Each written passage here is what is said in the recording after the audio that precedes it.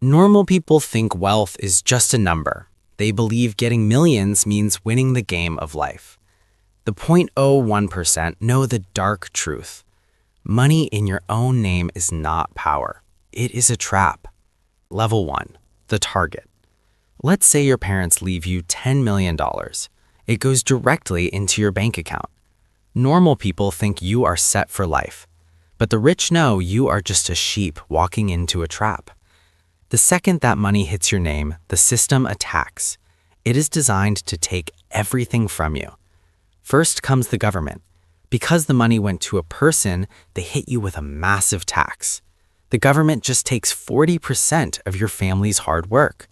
You did nothing wrong. You made no bad choices. But suddenly, you only have $6 million left. And the loss has just started. Your new bank balance is public. It is tied to your real name. You are now a walking target for anyone who wants your money. You get into a small car crash. The other driver's lawyer finds out you are rich. A simple insurance claim changes instantly. It becomes a fake multi-million-dollar lawsuit. You get married without a strict legal contract. A bad divorce happens. Your ex-partner easily takes half of whatever you have left. At this level, you think you are rich. You are not. You are just a rich victim. You are playing the game with all your cards showing. The number one rule of the elite is simple. Personal ownership is dangerous. Owning things in your own name is the fastest way to lose them. To survive this game, you must legally disappear. So you learn the hard way. You level up. You reach level 2, the ghost. You realize a simple truth. Owning things is a trap. So you stop putting your name on anything. You understand that true power is not about owning the world. It is about controlling it. You set up a shadow company. It is called a holding company. This is a legal wall between you and the rest of the world. You take your money, your cars, and your houses. You put all of it safely inside this company. The massive house you sleep in, you don't own it. The company owns it. The luxury cars you drive, you don't own them. The company pays for them. Your businesses, hidden safely behind this corporate wall. Now, let's look at the result.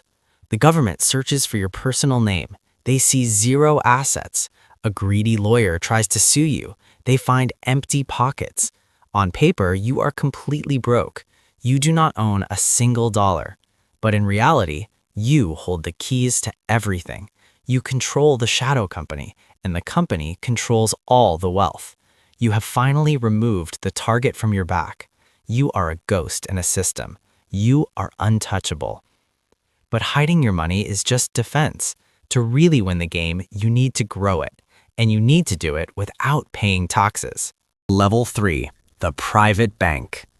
Normal people use regular banks. They put their savings into an account, earn almost nothing, and watch the bank get rich by lending that exact same money to someone else.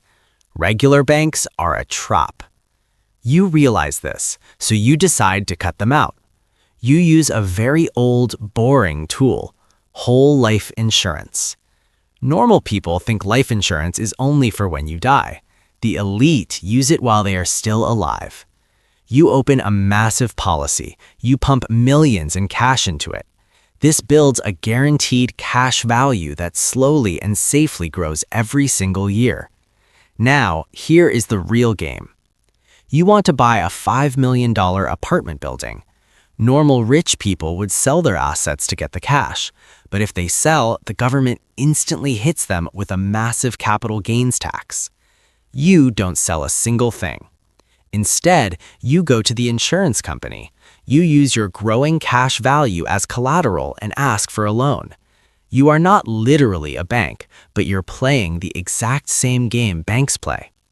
The insurance company gives you the $5 million. You buy the building. It pays you rent. But here is the brutal truth the internet gurus will not tell you. This loan is not free. You pay interest to the insurance company. They still hold the terms. So why do the elite do it? The secret is arbitrage. The interest you pay on the loan is managed by the rent you make from the building. Meanwhile, your original money never left the insurance account. It is still growing, silently, offsetting the cost of your loan. It is not quick money. It is a slow, calculated, and expensive system to set up. But because you used borrowed money, the entire transaction is completely tax-free. No capital gains, no IRS. You have built a tax-free liquidity engine. Level 4. The Dynasty Trust. You have built your wealth. Now you face your biggest enemy, time. Normal rich people make a fatal mistake. When they die, they leave their money directly to their children, and when those children die, they leave it to theirs. Every single time this happens, the government steps in. They take a massive estate tax. Within 3 generations, the wealth is completely diluted. It is a slow death for the money. The 0.01% do not accept this. They break the cycle. You set up a dynasty trust. You do not give the money directly to your kids. You give it to the trust. You pay the transfer tax exactly once. The trust now owns the assets forever. Your kids, your grandkids, and your great-grandkids will receive the benefits. They get a monthly income. They get to live in the luxury houses. Their education is paid for. But here is the ruthless reality. They do not legally own the principal money. And because your children do not own it, it cannot be taxed when they die. It cannot be taken by a bad spouse in a divorce. It cannot be seized if their business goes bankrupt. The money sits inside a legal fortress. It skips the estate tax forever. You are no longer planning for your own life. You are planning for the next century. But putting the money in a fortress is only half the battle. You still have to protect it from your own family. Level 5. The Enforcer. You built the trust. The money is safe from the government. It is safe from lawyers. But you are not safe yet. The biggest threat to a financial empire is never on the outside. It is your own blood. Wealth makes people soft. A lazy grandson, a reckless cousin, a family member with bad habits. If they have free access to the money, the empire will fall. The 0.01% know this. So, you become the enforcer. You write a family constitution. This is not a friendly guide. It is the absolute law of the family. And you do not let the family rule themselves.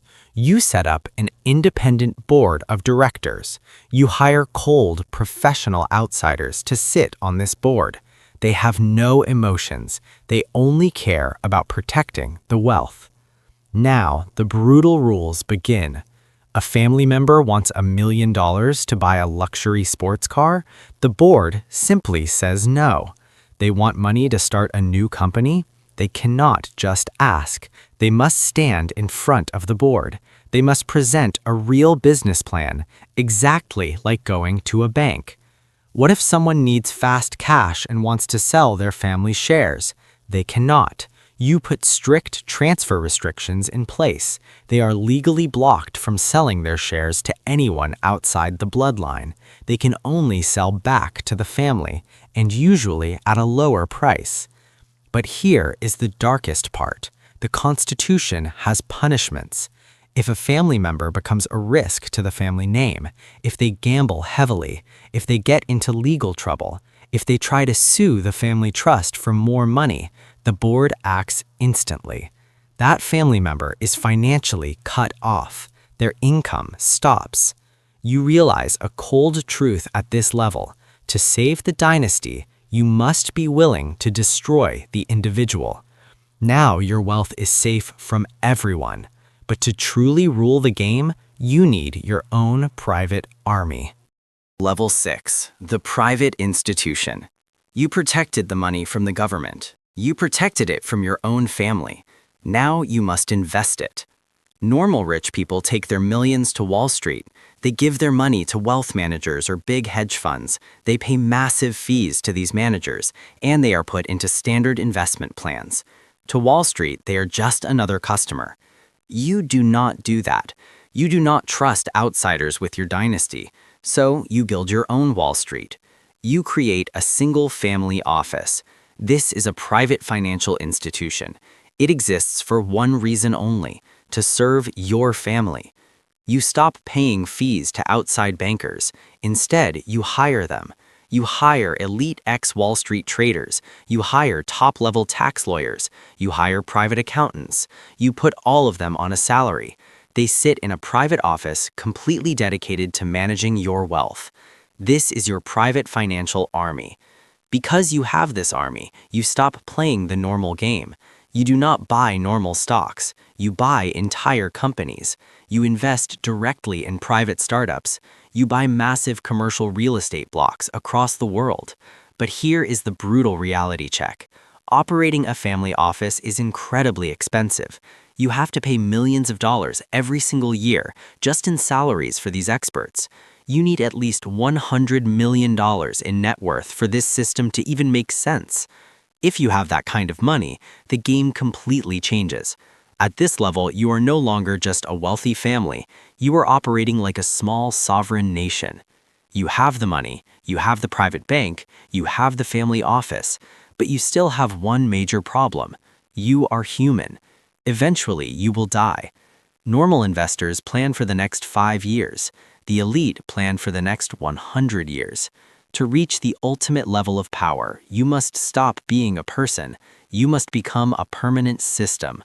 This is the final boss level, and the secret tool is something the working class completely misunderstands: charity. Normal people think billionaires give away their wealth just to be kind. They see a billionaire donate $1 billion to a foundation. The public claps. The news media praises them. But the 0.01% know the real game. When you reach this level, your wealth is so massive that governments will constantly try to take it. So you use the ultimate legal loophole. You create your own private charitable foundation. You take a massive chunk of your wealth and you legally donate it to your own foundation. The moment you do this, the system rewards you. The government completely wipes out your tax bill. Because the money is now technically for charity, it is completely tax exempt. It can grow in the stock market and in real estate forever without paying a single dollar in tax. But here is the dark reality of the elite. You legally gave the money away, but who controls the foundation? You do. And after you die, your trusted board of directors and your heirs control it. You still decide exactly how and where those billions of dollars are spent. You use this tax-free money to fund elite universities. In return, your family name goes on the biggest buildings. Your great-grandchildren get guaranteed admission forever. You use the foundation to fund massive think tanks and political research groups. These groups study the economy. They help write the laws. They advise the politicians. You are not bribing politicians directly. That is illegal. You are simply funding research that just happens to support your family's business interests. You use charity to shape the laws of the country. You have legally moved your wealth completely out of the taxable system, but you kept 100% of the control, the influence, and the power. Your family now operates on a 100-year plan. Presidents will come and go. Economic crashes will wipe out the middle class. Currencies might change, but your family foundation remains completely untouched.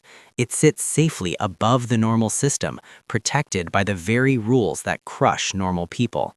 Let us look back at the journey. You started at level 1 as a walking target holding money directly in your own name. Now, at level 7, you legally own absolutely nothing, but you control an immortal empire from the shadows. You have beaten the system. You have won the game.